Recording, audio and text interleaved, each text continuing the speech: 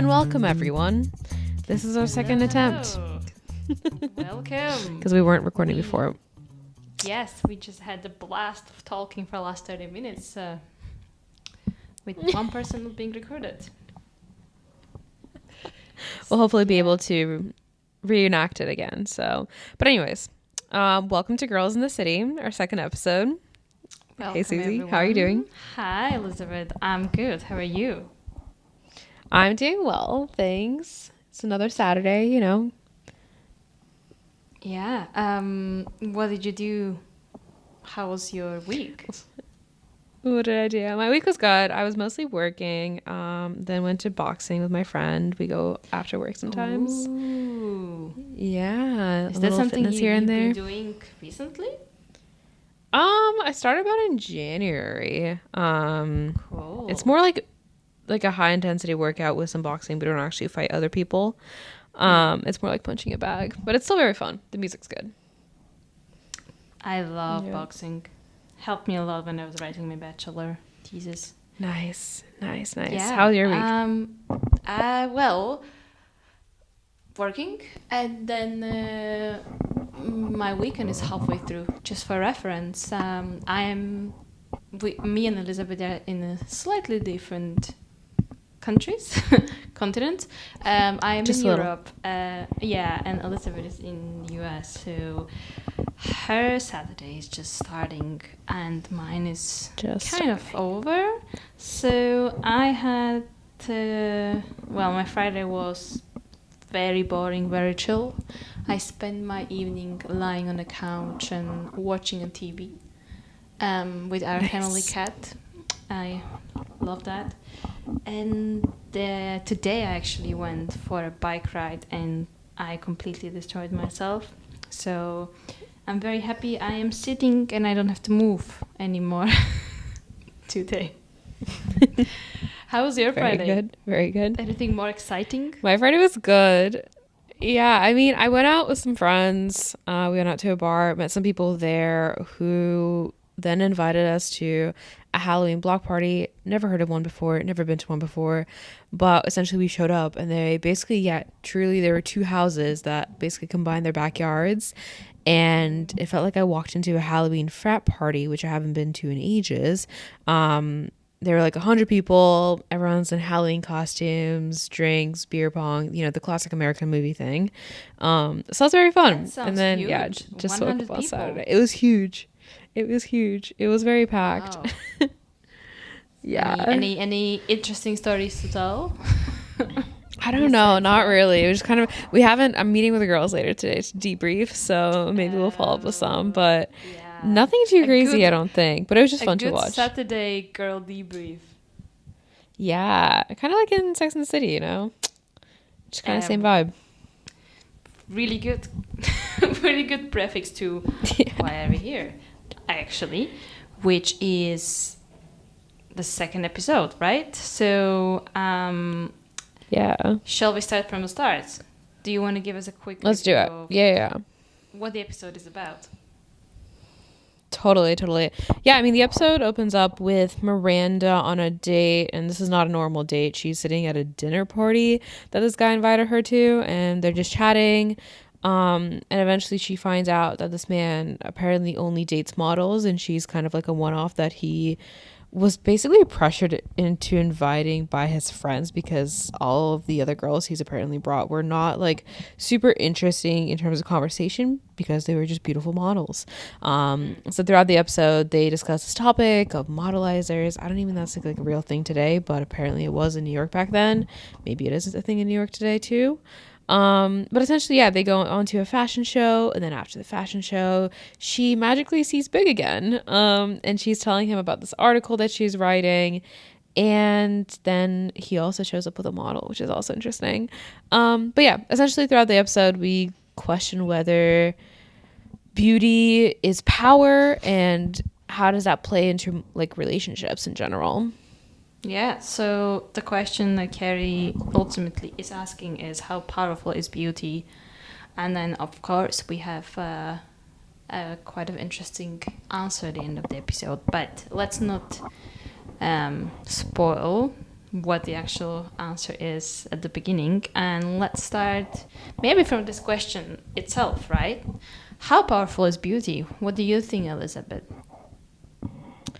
I mean, I think it definitely plays a role in how people encounter each other, right? I think it does have a degree of importance. Initial attraction is very important, I think. And even in like relationships or professional relationships, that kind of thing, is that people are drawn to beautiful people, without a doubt. And Big also points it out. So I don't think it's fair to say like beauty is not important, but I think it's one of the many powers people have. That's how I would put it. How about you? Yeah, I mean, I think this question of beauty and how important it is versus not is slightly more sensitive as a topic for women than it's for men. And it definitely belongs to that category. And when I actually realized that it is quite sensitive for me is I had a discussion about similar conversation with a friend some time ago, and we were basically talking about how important is beauty, how important is intelligence. And I was trying to say that, beauty is something you cannot really do anything about. It's unfair. You're either objectively pretty or not, versus intelligence is something you kind of can build up and work on it, and also it doesn't go away. It can only increase, versus beauty is something that fades away, also, as Carrie pointed out in the episode. So I was always in this mindset of, I think it's good if you look good and you should take care of yourself, but ultimately what I want to be distinguished by is how I think and my mind, and not necessarily my beauty. And then this friend told me a very interesting insights, where they said that in their opinion, beauty is as important as intelligence. It's basically one and the same coin, but two sides. And it's also unfair. As much as beauty is unfair, the intelligence is also unfair, because, I mean, if we go by general IQ, of course, there are different types of intelligence, but for the sake of the conversation, let's stick with that. You are also inherently, oh my god, you're also born with that, basically, and cannot really do much with that. So I was kind of a little bit, surprised, and had to rethink my position, that as much as knowledge and intelligence is powerful and it's something that you can build up, it's also not the same experience for all people. I mean, okay, I'm gonna wrap this up because I'm starting to go a little bit off.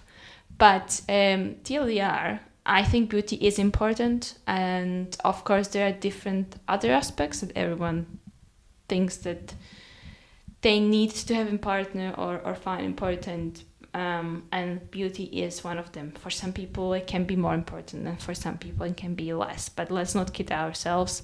The first thing we do when we meet someone is to look at them and assess how they look. So it is part of the society and where we live. Yeah, totally. And I agree. And I feel like it definitely comes down to, I know, like, discussion of types and people's preferences and that kind of thing, but it also, I think, comes down to what ultimately you're looking for, right? If you're looking for a short-term casual thing with like someone beautiful that you want to show off to your friends, I think that's like more important to men, actually, that like, oh, look at this girl that I'm with, like, to his friends, that if his friends find her attractive, then like it's a status thing for them. Whereas I think for girls, like, they're more happy for their friends if they're finding someone interesting or engaging rather than their looks. I think for girls, it's like, okay, well, actually, most of my friends, we have very different types. So like what I find attractive, my friends are like, oh, well, I guess he's cute, but not really my thing. So I think that's also like an interesting thing regarding genders. But I mean, I'm also in the same boat that like, regardless of looks are cool for the initial attraction, but I think As you may have noticed before, we had some trouble with our recording, so this happened again, but thank you for your patience, and we're going to bring it right back with the skipped part. I don't even know where I left off, but we're back. Today is a painful recording day for us, so... It's a painful recording day for us. We'll get there. Okay, so... I mean, what was I talking about? I was talking about types, right? Yes. And, like, people's interests, and yeah. You were basically saying that different people have different types, and also there's different about what men are in general. We're speaking generally. Of course, by individual basis that differs. But in general, men look for specific things, and maybe stuff like beauty and appearances are more important, versus for women, they are usually other qualities that we look for. And that actually goes to one of my questions that I wrote down after watching the episode, which is having a type. Is that really a thing? And if yes, should we follow this type that we have and what we are naturally attracted to, or should we think about it more rationally and maybe not get completely taken away by the first impression and what we feel that their chemistry, and we just naturally feel drawn toward someone more than someone else? Yeah, no, it's a hard question, I think, and it's different for everyone. Obviously, I think most people do have a type, whether it's just like a pattern of who they did in the past, a pattern of who they think they'll see themselves with. But I think we also go beyond those types. But I do think that, like, I think in the past, I use the example of like the bad boy character that you're initially attracted to. You're like, oh my God, he's got a leather jacket, he's so cool. But then at the end of the day, if you're someone who like wants to be much more family oriented, wants to have like a full life with someone, then that person necessarily might not be the person you should end up with, right? In that case, we should think probably more rationally of, is this someone that's going to be a partner for the rest of my life, and like someone that we can actually work things out with? Because yeah, as I said before, the bad boy on a motorcycle is probably not going to be it. That's just my take on it. That's how we want to envision. Unless if that's the type of family you want, yeah, which is fine too. Yeah. But it's interesting. So you're basically saying that for you, having a type is more physical appearance and physical qualities rather than like personality traits. Yeah, I think that's just like what people, when someone asks you like what's your type, they're kind of asking it, I think, on the surface level, like based on their physical characteristics, rather than their personality. But I see how a type could play into being like, oh, I'm just like I'm into someone who's like more intellectual, and like someone who likes to explore, someone who's like well traveled. I think those are more characteristics that could also fit into a type. Yeah. No, I mean, I definitely also think that having a type is a thing, and sometimes maybe it's clear very early on like what your type is. I think especially when it's more like physical qualities, because I do have a type, and I recently only realized that I do have a type, because I always the people I've dated, they don't look the same really, different heights, different types. So I always thought like, no, I don't really have a type. It's more like the energy I feel. And just recently I realized I do have a type, but it's more the intellectual basis and what I feel, how much I can talk to them about whatever interests me. And if I see it's a pattern. Yeah, it's definitely a pattern. And I kind of like, oh, that is my type. I need someone that I feel stimulated when we talk. And if they don't get the same level that I want to talk to me, or they are interested in the same type of conversations, I'm just not interested. So yeah, I don't know. I mean, probably a little bit different than visual types, but still I think it does puts you in certain behavioral patterns. Like if you meet someone new, and you test them initially, right, on this kind of stuff, like how do we vibe, and like you're not feeling it, I at least that's what I observe. I now, because I know what my type is, I naturally goes like, oh, okay, probably not gonna work out, because I don't feel that we are kind of vibing on this communication level as much as I would like. Right, makes sense. No, I totally agree. And I mean, yeah, I'm just also kind of curious of if it's always, the pretty privilege that we see. For example, if you do go out to a bar that the pretty girls get hit on, and that you're not able to really make that intellectual connection right off the bat, and whether like meeting someone would be more difficult. Well, that's actually, and I think you mentioned it before, right? Like the whole reality show that's now being very popular and everyone's watching it, Love is Blind. Is, based on this Shameless whole plug. assumption of actually looks are not important and love is created from the real qualities. But I think that we are seeing more and more now that it's not really working as well as obviously it's the show, so let's put that out. But I do feel like they are all kind of playing in this role, but then the moment they see each other for the first time, the dynamics change rapidly. Totally. I think that's like where we really realize that looks do matter to an extent, right? I don't think like I kind of agree with your friend in that sense that like it's a balance of both. It's looks and personality, whether you get along. But for example, if there was like a Love is Blind dating app kind of thing where you basically just purely chat without like seeing the person, I don't think like it would be, people would be disappointed, right? And that's what I think I've learned from the Love is Blind show. It's like people are always very curious because there is still that attraction, that chemistry that still has to be there, and that just can't be based on a pure like conversational level. Yeah. And I mean, it kind of goes back to what you said, like pretty privilege and how much that is important. Obviously, as we said, looks are important. But if that's the only thing you're focusing on, you can pretty much easily run out into the issue that the guy in the episode is having, which is there is nothing more, only the looks that play a role in this relationship. And I did some research outside of our episode, and there is an article in The Guardian which is named "I Keep Dating the Same Type of Person. Should I Break My Own Habits?"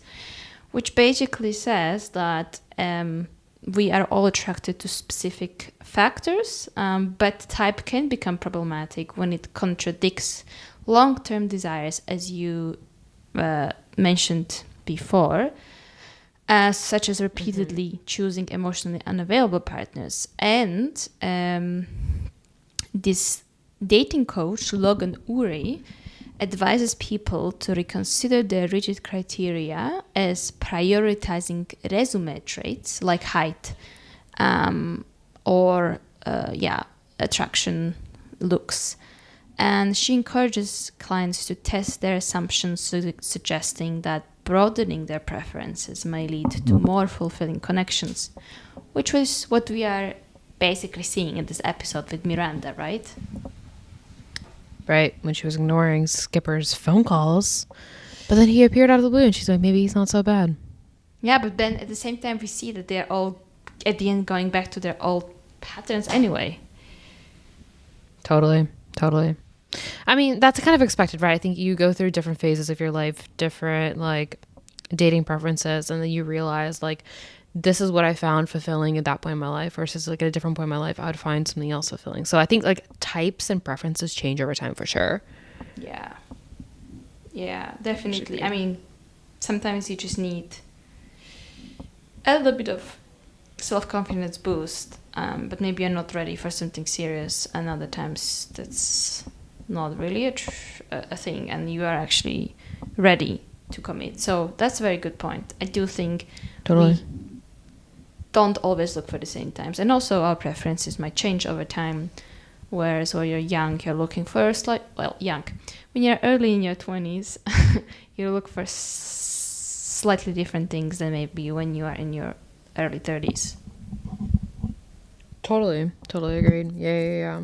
And I'm actually kind of curious, like, they also mentioned that like being too beautiful can also be lonely, because they talk about that like model that Stanford's managing, and that also like had me thinking. I was like, in that case, if you were to able to only choose one or the other, would you be beautiful or would you be like interesting and intellectual?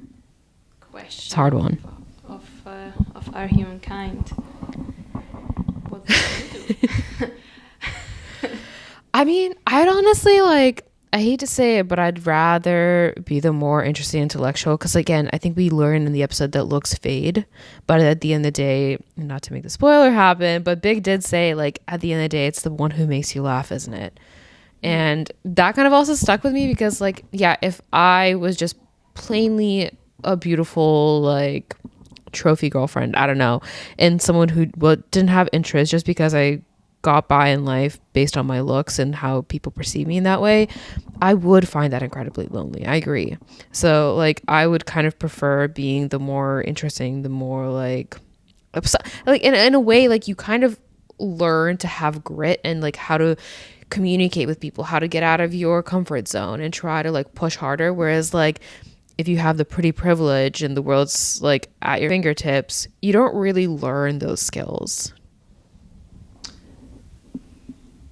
It's a hot take, I know. Yeah, at the same time, I don't think we can really know how it is unless we experience it, right?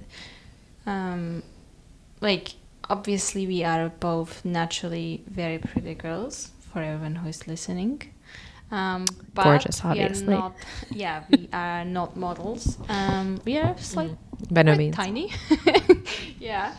Very short. So there is a difference between us and models in terms of, the objective factors that people find model-like. But at the same time, we don't really know whether it is as shallow as was described in the episode. I think it would be interesting to ask the actual, high-end models how it is, because I do feel that there is definitely a lot of opportunities and attention they are getting. Yeah, I kind of agree. I don't know. It's interesting though that they say that, but... And imagine that you have the brain, which is maybe not amazing brain, but it's okay brain, and then you can also have brains develop though. Brains evolve over time. Brains are very powerful. Yeah, I mean, like, you know what I mean by brains. I'm simplifying for the context of the conversation, but anyway, we do acknowledge that pretty privilege is a thing. And I think... I agree. I think so. that is very, very much discussed in this episode. And we can see that almost every girl in the group has some insecurities about the way they Except for Samantha.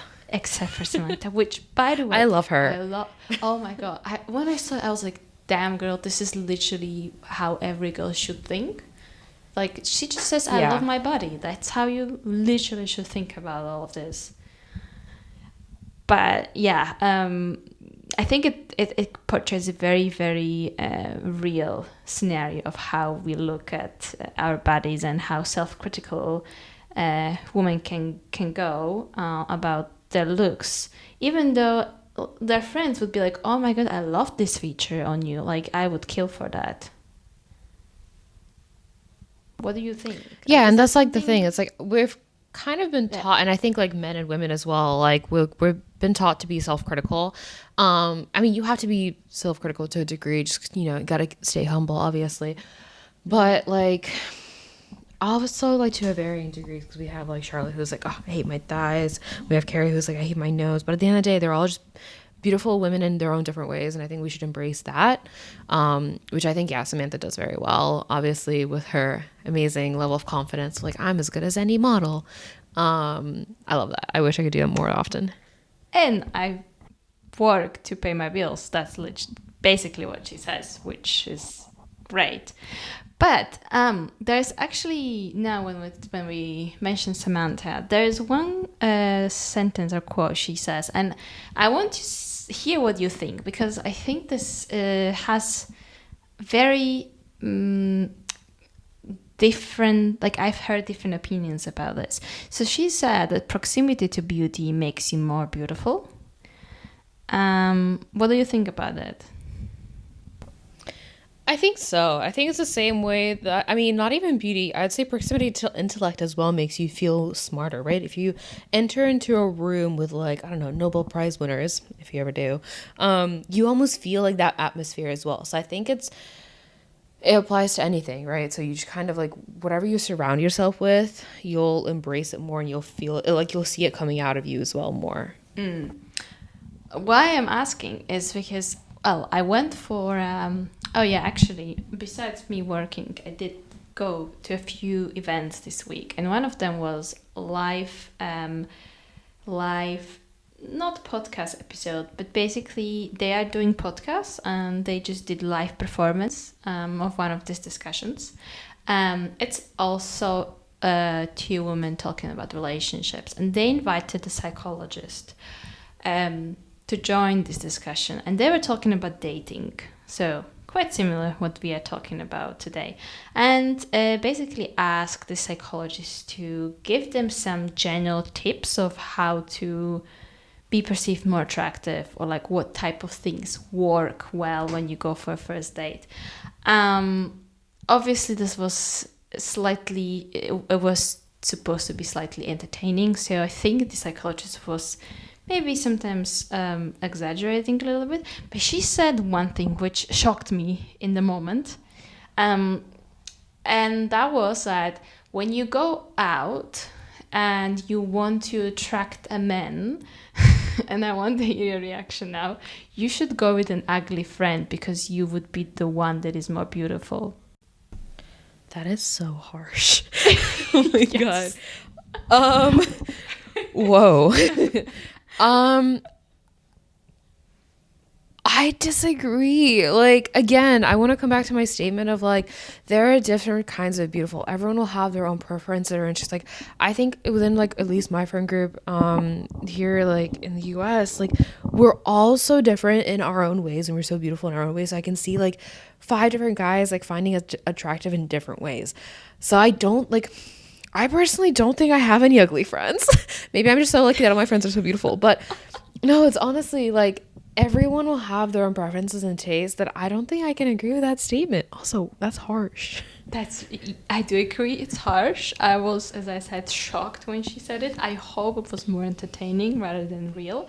Yeah, I hope it was like a hook, honestly. Yeah, but I see, like, the general message was, when you are in a group of people that are objectively less attractive than you, you will be perceived as the most attractive from the group, and Jews most attractive in general. Which from like purely logical standpoint, it makes sense. I'm not saying I'm agreeing with that, but I do think it happens in a lot of scenarios. I'm going to mention, again, the never-ending reference point of Love is Blind. Imagine you are in a closed environment where there are, I don't know how many, it's like six, 7 couples, right? And so you have like very limited group. And then you will naturally start to look around once they see each other and they're all spending this time together in a holiday. And I think this dynamic naturally happens, that you start to compare people and maybe say, oh, like they are objectively the most attractive from the bunch. And because it's a closed environment, they might be perceived maybe more attractive than you would find them in the normal everyday life. Do you see my point? Yeah, I do. I also think it's so like it's context based, like based on the environment, the situation you're in. But I think generally I'd agree. Yeah. So I think that's more what the psychologist was trying to say, which I do think has some truth in it. But I definitely don't agree with the statement that this should even be.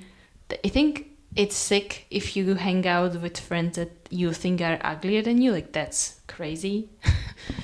Yeah, for the purpose of that, like, that's a little backwards. Yeah. All right. Anyway.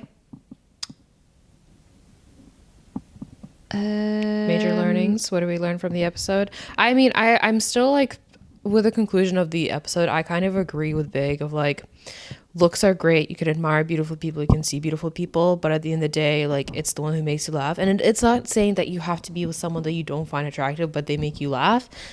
But I don't think it's it's mutually exclusive, right? It's like you find a lot of different aspects of a person attractive and they want to end up being with.